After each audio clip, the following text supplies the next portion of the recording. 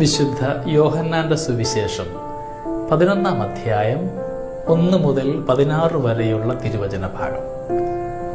ലാസറിന്റെ മരണവും ഉയർപ്പുമൊക്കെയാണ് സുവിശേഷത്തിന്റെ സാരാംശം. ഈശോ ഏറെ സ്നേഹിച്ചിരുന്ന വ്യക്തിയാണ് ലാസർ എന്നാണ് പറയുക.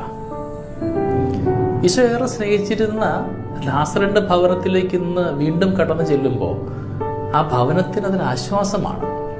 വേർപാടിന്റെ നൊമ്പരത്തിലായിരിക്കുന്ന പ്രിയപ്പെട്ട കൂടപ്പിറപ്പുകൾക്ക് ഈ വ്യക്തിയുടെ വരവ് ഒരു ആശ്വാസമായിട്ട് മാറുന്നുണ്ട്.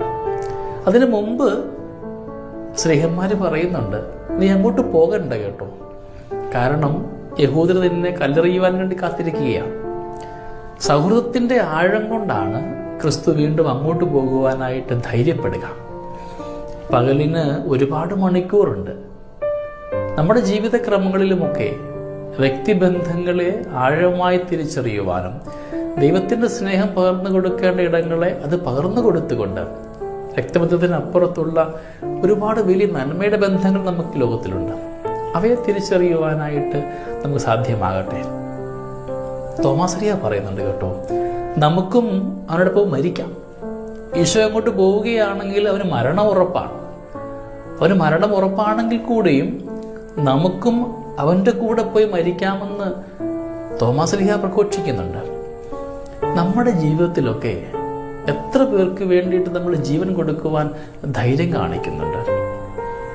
തോമാശ്ലീഹയുടെ വലിയ ധൈര്യമാണ് അവിടുത്തെ പറയുക, വലിയ സ്നേഹമാണത് പ്രകടിപ്പിക്കുക. ഞാൻ സ്നേഹിക്കുന്നവർക്ക് വേണ്ടിയിട്ട് ഞാൻ എന്തും കൊടുക്കും.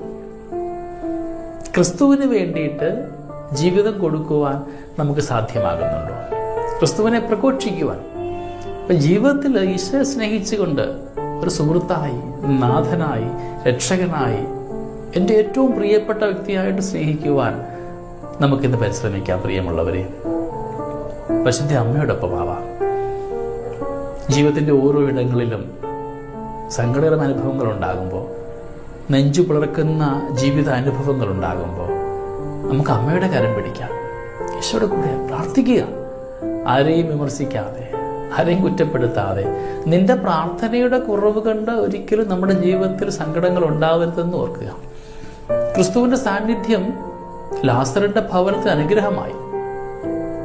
ഉറക്കത്തിൽ നിന്ന് ഉണരുവാൻ ഒരു ഭാഗ്യമുണ്ടായി. നമ്മളും പലപ്പോഴും ഇന്ന് ഉറക്കത്തിലാണ്, ചിലപ്പോൾ ഉറക്കം നടിക്കുന്നവരുമായിട്ട് മാറും. ഉണർന്നെഴുന്നേൽക്കാം. എവിടെയാണോ നീ തകർന്ന് കിടക്കുക, അവിടെ നിന്നും പിടഞ്ഞെഴുന്നേൽക്കുവാനായിട്ട് ഈശോയുടെ സാന്നിധ്യം ആവശ്യമാണ്. നമ്മുടെ ഭവനത്തിൽ എവിടേക്കാണോ ഉദ്ധാനം ആവശ്യമായത്, ഉയർപ്പ് ആവശ്യമായത്, അവിടേക്കൊക്കെ ഈശോയുടെ കൃപ സ്വീകരിക്കാം. ദൈവം അനുഗ്രഹിക്കട്ടെ. നമ്മുടെ കർത്താവ് യേശുമിശിഹായുടെ കൃപയും പിതാവായ ദൈവത്തിൻ്റെ സ്നേഹവും പരിശുദ്ധാത്മാവിൻ്റെ സഹവാസവും നമ്മുടെ കൂടെ എന്നും ഉണ്ടായിരിക്കട്ടെ, ഇപ്പോഴും എപ്പോഴും എന്നേക്കും. ആമേൻ.